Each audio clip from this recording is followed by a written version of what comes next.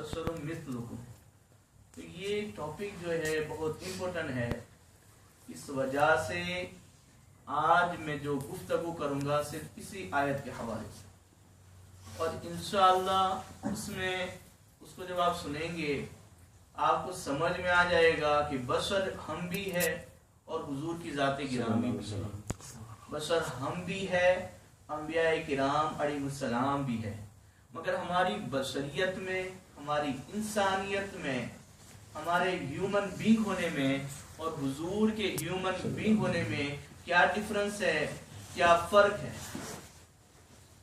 तो अब उसके लिए हमें जरूरी है कि हम सबसे पहले कुरान की आयत को अच्छे से ग्रामर के एतबार से, लुगत के एतबार से उसके मानी को समझे, और उसके बाद हमें ये भी समझना है कि अल्लाह ने बशर क्यों फरमाया, लफ्ज़ बशर अपने नबी के लिए इस्तेमाल क्यों फरमाया, ये भी समझना जरूरी है। क्या रीजन है, क्या सबब है। तो अब इन तमाम को समझने के लिए जब बंदे के सामने अहादीस हो और कुरान पाक की सही मानों में तफसीर हो, सहाबाए किराम की अक़वाल हो, बुजुर्गान दीन का अकीदा उनके सामने हो, तो उन सब के लिए हुजूर की बशरियत को समझना आसान हो जाता है।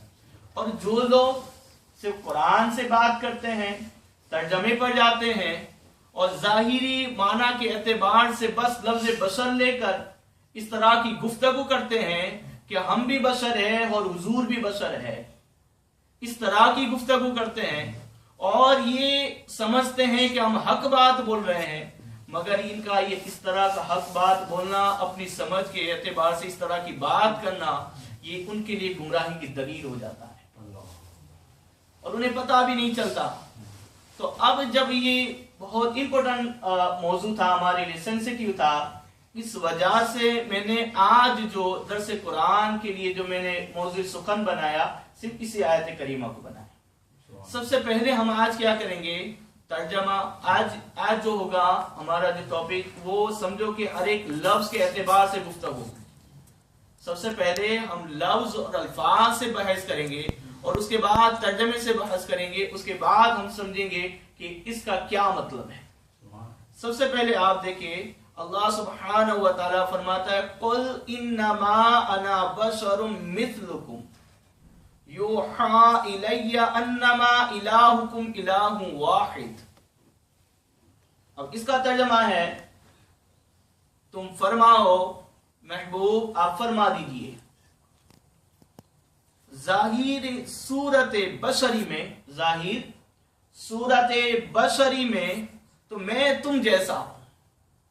क्या जाहिर बस सूरत बशरी में, इंसान होने में मैं क्या हूं, तुम जैसा हूं।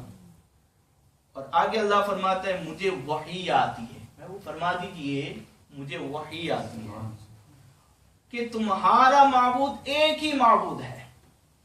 ये हो गया इसका मुख्तसर तर्जमा। अब आपको ये गौर करना है कि यहां पर इस आयत करीमा में हुजूर को अल्लाह सुब्हानहु व तआला ने बशर कहा। क्या है इस आयत में, क्या है कि अल्लाह सुब्हानहु व तआला ने हुजूर को बशर यानी अपनी जात के हवाले से कहने का हुक्म दिया कि महबूब आप फरमा दीजिए कि ए लोगों, मैं तुम्हारी तरह बशर हूं, मैं तुम्हारी तरह बशर हूं। मगर आपको ये समझना है कि खुद अल्लाह ने नहीं कहा, अल्लाह ने कहा ये नहीं कहा या अय्युहल बशर, अल्लाह ने ये नहीं कहा क़ाल अल्लाहु इन अंता बशरुम मिथलुना मिथलुहुम। अल्लाह ने या ये नहीं फरमाया क़ाल अल्लाहु अंता बशरुम मिथलुहुम, यानी इसका मतलब तर्जमा ये होगा, अल्लाह ने फरमाया ए महबूब तू उन लोगों की तरह बशर है।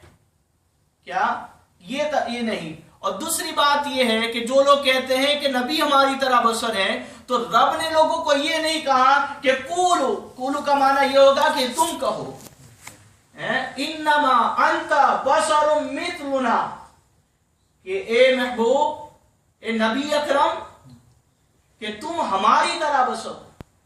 کیا اس وقت ترجمہ کیا ہوگا کہ لوگوں تم کہو اپنے نبی سے کہ تم ہماری طرح بشر ہو، تم ہماری طرح انسان ہو. رب نے یہ ہمیں حکم نہیں دیا. رب نے اپنے محبوب کو بتایا کہ محبوب تم اس طرح اعلان کر دو کہ لوگوں میں ظاہری صورت بشری میں تمہاری طرح ہوں، تمہاری مثل ہوں. اب جو گمراہ ہوتے ہیں وہ یہاں تک مانا کرتے ہیں، یہاں تک معنی کو سمجھتے ہیں. آگے اللہ فرماتا ہے یوحا الی انما الہکم الہ واحد. تم فرما دو کہ مجھ پر وحی آتی ہے، مجھ پر قرآن نازل ہوتا ہے، مجھ پر اللہ کے احکامات نازل ہوتے ہیں. آگے تم فرماؤ محبوب یوحا الی، کیا وحی آتی ہے کہ لوگوں تمہارا معبود ایک ہی معبود ہے. کیا وحی آتی ہے کہ تمہارا معبود ایک ہی معبود ہے. اب اللہ سبحانہ و تعالی نے جہاں اس آیت کریمہ میں اب حضور کو اپنے بارے میں بشر کہنے کا حکم دیا، اتنا ہی لوگوں نے پڑھا مگر آگے نہیں سنا، آگے نہیں پڑھا. یوحا الی، آگے پڑھے تو سمجھے نہیں، بس اتنے ہی معنی کو لے کر وہ گمراہ ہو گئے. اب دوسری بات یہ سمجھنی ہے کہ قل انما انا بشر مثلکم یوحا الی انما الہکم الہ واحد. یہ آیت متشابہات ہے. کیا ہوگی؟ آیت متشابہات ہے. اگر قرآن پاک میں ایک طرح کی دو آیتیں آ جائے تو اس کو آیت متشابہات کہتے ہیں. آپ کو دوسری جگہ میں 24 پارے میں پڑھ کر سناؤں. سورہ سجدہ، حامیم سجدہ کی آیت ہے اور آیت نمبر 6 ہے، اور اللہ سبحانہ و تعالیٰ فرماتا ہے قل انما انا بشر مثلکم یوحا الی انما الہکم الہ واحد. تو یہ کیا ہوئی؟ آیت متشابہات. جب آیت متشابہات ہو، اس کی بڑی لمبی گفتگو ہے. اس میں کیا ہوتی ہے کہ تعویل ہوتی ہے، اس میں ظاہری معنی پر بحث نہیں ہوتی. اس میں کیا ہے؟ تعویل ہوتی ہے. اس میں علماء کرام، مفسرین کرام اس میں تعویل کرتے کہ اس کے کیا مراد ہے، اس کا مقصد کیا ہے اس کے اس طرح بیان کرنے کا. تو یہ الگ ہے. تو اب یہ آیت متشابہات ہے اور اس کے بارے میں جھگڑا کرنے اور اس کو دلیل بنانے میں اللہ سبحانہ و تعالیٰ کے حبیب اور صحابہ کرام نے ہمیں روکا ہے. کیا ہے؟ آیت متشابہات میں جھگڑا کرنے سے. سمجھ گئے؟ تو اب کوئی اس آیت کو دلیل بنا دے، آیت متشابہات کو، اور یہ کہے کہ حضور ہماری طرح ہے اور ہم ان کے طرح ہیں، تو یہ ان کا اس طرح کہنا بالکل غلط ہوگا.